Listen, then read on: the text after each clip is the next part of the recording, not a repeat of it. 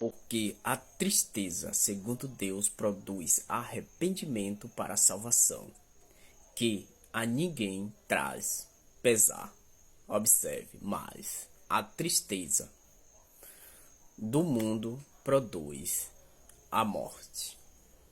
Vamos refletir na voz do pastor Gilson Brito, este dia com Deus. Está escrito para que todos saibam que a palavra de Deus é o livro da vida. Reflitam, se possível, compartilhem. Vamos que vamos.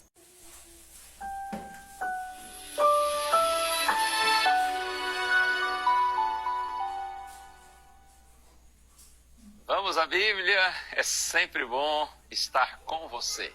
Segunda carta de Paulo aos Coríntios, capítulo 7, verso 10.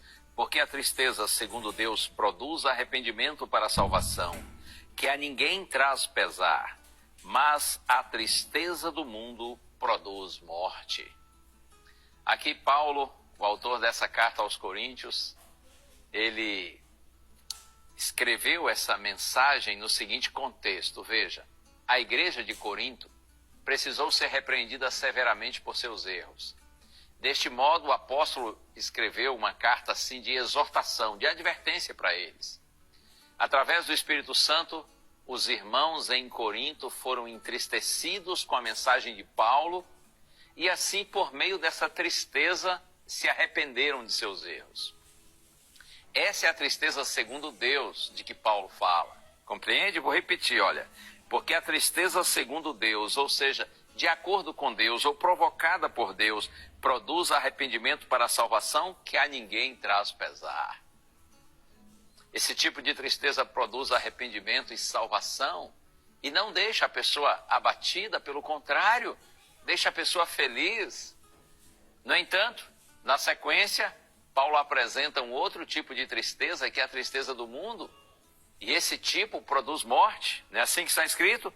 Mas a tristeza do mundo produz morte. Existem dois personagens bíblicos que eu penso que exemplificam muito bem esses dois tipos de tristeza. Pedro, o apóstolo Pedro, e Judas Iscariotes, que também foi discípulo de Jesus.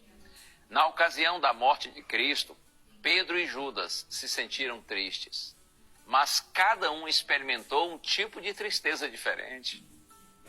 Jesus havia alertado Pedro que ele o negaria 3 vezes antes que o galo cantasse. Você certamente conhece esse episódio.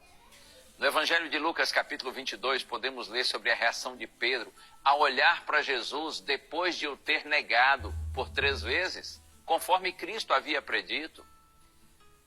No verso 62 diz que ele saiu daquele lugar onde havia negado Cristo e ele chorou amargamente. Pedro experimentou nesse momento uma tristeza vinda do Espírito Santo, que trabalhou em seu coração o verdadeiro arrependimento.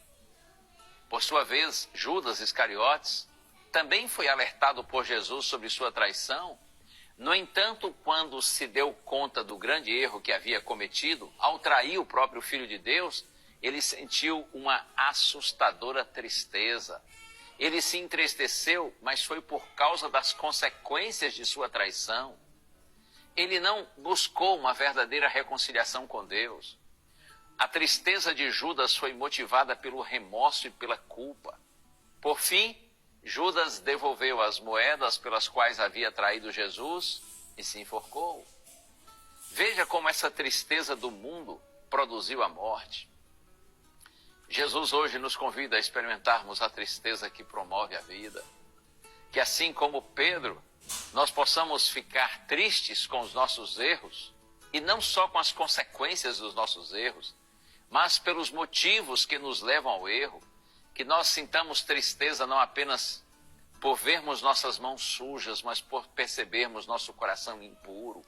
Essa é uma tristeza profunda operada pelo Espírito Santo, mas cujo resultado é arrependimento para a salvação. Deus é bom, até quando Ele nos entristece, Ele está buscando o nosso bem, Ele está tentando produzir a nossa salvação. Louvado seja o Senhor. Vamos orar. Ó Deus, pedimos-te, Pai, que continues realizando tua obra em nós. Que o teu Espírito nos leve a uma genuína tristeza pelos nossos erros, mas não só pelas consequências deles, mas sobretudo pelos nossos motivos impuros, pelo nosso coração contaminado pelo mal. E que o Espírito realize a obra de nos converter completamente ao Senhor, para que o nosso arrependimento se transforme em paz, alegria e esperança, pela certeza do perdão e da salvação em Cristo. Em nome desse Jesus bendito nós oramos. Amém.